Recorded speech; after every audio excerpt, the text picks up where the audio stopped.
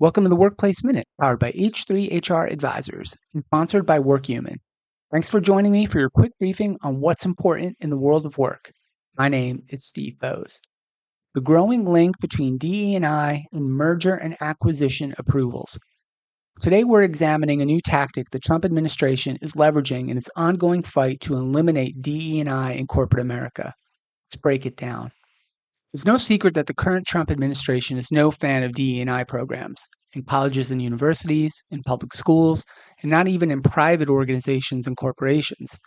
Pressure campaigns against DE&I programs, coming both from the administration as well as supportive activists, have been responsible for scores of companies publicly dropping, walking back, or rebranding their longtime DE&I programs and initiatives under the real or perceived threat of retaliation or sanctions from the administration, or vague fears of consumer actions or boycotts that could harm their financial results. But increasingly, the Trump administration is using a new approach to further its war on DE&I, linking federal approval of corporate mergers and acquisitions to the elimination of company DE&I programs. The administration is now using the Federal Communication Commission's power over the approval or denial of merger and acquisition deals try to force companies to change or abandon their diversity, equity, and inclusion policies. The most recent example is T-Mobile, which needs the FCC's approval to buy almost all of U.S. Cellular's wireless operations in a deal that's valued at about $4.4 billion, as well as acquiring internet service provider Metronet in a separate deal. Earlier this month, T-Mobile agreed to dismantle its DE&I programs, announcing plans to eliminate job roles focused on DE&I, remove references to DE&I policies on its websites, change its supplier programs, and adjust its training materials. Then the acquisition deal was approved just a few days later.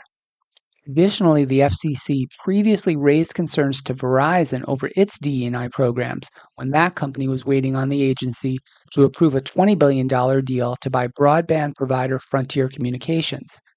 Verizon responded by sending a letter in May to FCC Chairman Brendan Carr announcing an end to those programs. The very next day, the agency approved the deal, citing the company's decision to discontinue its DE&I initiatives as a key factor. Verizon has also committed to ending DE&I-related practices as specified in the FCC's record and has reaffirmed the merged entity's commitment to equal opportunity and non-discrimination, Chairman Carr wrote in the decision. And in February, Paramount announced that it had decided to pull back on various DE&I programs in order to comply with Trump's executive order banning the practice, as reported in the New York Times. The company is asking the FCC to approve an $8 billion deal with the company Skydance. That deal is currently waiting on final approval from the agency. Corporate M&A experts say that the FCC's move to pressure companies into dropping their DE&I policies is highly unusual.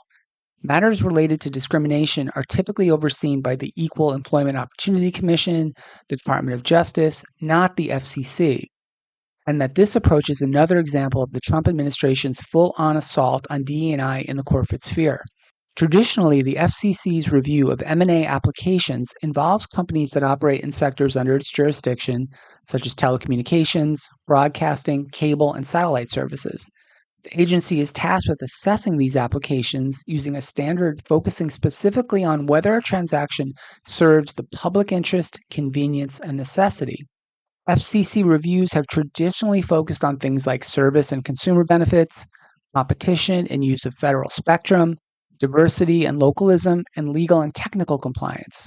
Importantly, the FCC does not typically evaluate financial deal terms or broader business strategy, only unless they intersect with the FCC's stated policy objectives. And this has always been interpreted to exclude moral or political viewpoints of the parties involved, unless relevant to the legal qualifications for holding a license. But with the heightened focus and attacks on DE&I by this administration, it seems like the FCC has determined that company DE&I programs somehow are relevant to a company's qualifications to hold the necessary federal communications licenses required to legally operate. I think what we're seeing from this administration is an attempt to be as creative as possible in thinking widely about what other agencies can bring into the DE&I operation, said David Glasgow, Executive Director of the Metzer Center for Diversity, Inclusion, and Belonging, in a recent interview. For companies that operate under the FCC's domain, the message is clear. Brendan Carr, the chairman of the FCC, made it clear earlier this year when he said, any businesses that are looking for FCC approval, I would encourage them to get busy ending any sort of their invidious forms of DE&I discrimination. We will continue to monitor corporate M&A this year and report back on the ongoing capitulation of much of corporate America to the anti-DE&I forces that currently seem to be winning so often. That's it for today. Thank you so much for listening, and a big thank you to WorkHuman for supporting the Workplace Minute. If you enjoyed the show, please subscribe and share it with your friends.